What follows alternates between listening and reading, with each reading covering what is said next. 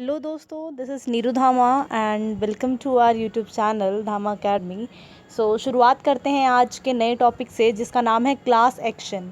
ये corporate governance का बहुत इंपॉर्टेंट टॉपिक है, तो आज इसको बहुत डिटेल में समझ के और इसके सारे डाउट्स क्लियर करेंगे। चलिए करते हैं शुरुआत।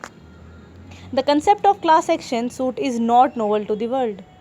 ये जो क्लास एक्शन सूट एक शब्द है, ये कोई बहुत अनजान सा शब्द नहीं है दुनिया के लिए। It is quite popular in the west and has helped several investors to fight against wrong doing of the company, the management और द ऑडिटर। ये आपके वेस्ट में मोस्टली बहुत पॉपुलर है हमारे वर्ल्ड के, और इसका मेन काम जो है ये एक सूट है। सूट इन द सेंस आपको समझाया जाए कि ये इन्वेस्टर्स अपनी कंपनी के रॉन्ग डूइंग्स, अपनी मैनेजमेंट, जो कंपनी की मैनेजमेंट होती है, कोई ऑडिटर होता है, यदि वो कुछ गलत एक्टिविटीज़ कर रहे हैं तो उनके खिलाफ यदि कुछ केस किया जाता है तो उसे हम क्लास एक्शन के तहत लेकर आते हैं। It is a type of lawsuit in which the claims and the right of many peoples are decided in single case. ये इस तरह का लॉ सूट है जिसके अंदर बहुत से क्लेम्स और right of the so many peoples are decided in the single case. एक सिंगल केस के अंदर बहुत से लोगों के राइट डिसाइड हो जाते हैं। समझते हैं थोड़ा सा और डिटेल में। क्लास एक्शन सूट्स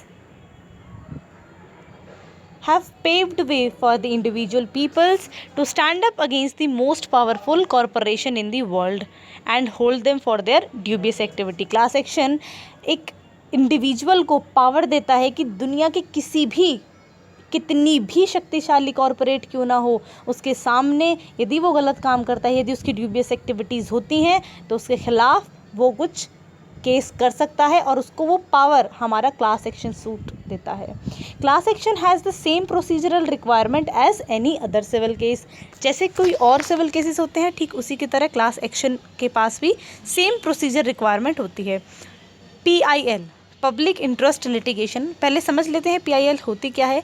PIL भी एक ऐसा ही सूट होता है जो कि रॉन्ग डूइंग्स के खिलाफ केस किया जाता है, लेकिन ये होता है स्टेट अथॉरिटीज़ के, पब्लिक अथॉरिटीज़ के खिलाफ।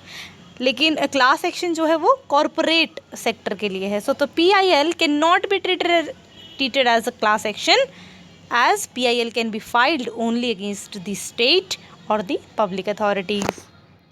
Next we have the plaintiff in a class action suit must have essentially suffered a legal injury or damage and must have personal pecuniary interest. जैसे आप PIL में क्या होता है कि आपका यदि कोई पर्सनल इंजरी नहीं भी हुई है तो भी आप on the behalf of the investors, on the behalf of the people, you can file a case on the state और दी पब्लिक अथॉरिटी। लेकिन क्लास एक्शन में आपको कहा जाता है कि जो आप प्लेंटिफ हैं, जो केस कर रहे हैं, उनको उस जो भी लीगल इंजरी या डैमेज हुआ है उनसे उनको पर्सनली सफ़र यदि वो होते हैं, यदि उनका कोई पर्सनली पिक्यूनरी इंटरेस्ट यदि प्रभावित होता है, तो ही वो उस केस को कर सकते हैं। यदि मैं एज ए इन्वेस्टर, यदि मुझे कुछ नुकसान हुआ है कंपनी की रॉन्ग डूइंग से, तो मेरे पास राइट होता है कि मैं उस क्लास एक्शन को कर सकती हूँ। सेक्शन 245 एंड 246 बहुत इंपॉर्टेंट है कि section 245 and 246 of the companies act 2013 gives a right to a group of the shareholders और depositors to move to the NCLT, National Companies Law Tribunal, if they believe that the management or conduct of the affairs of the companies are prejudicial to them।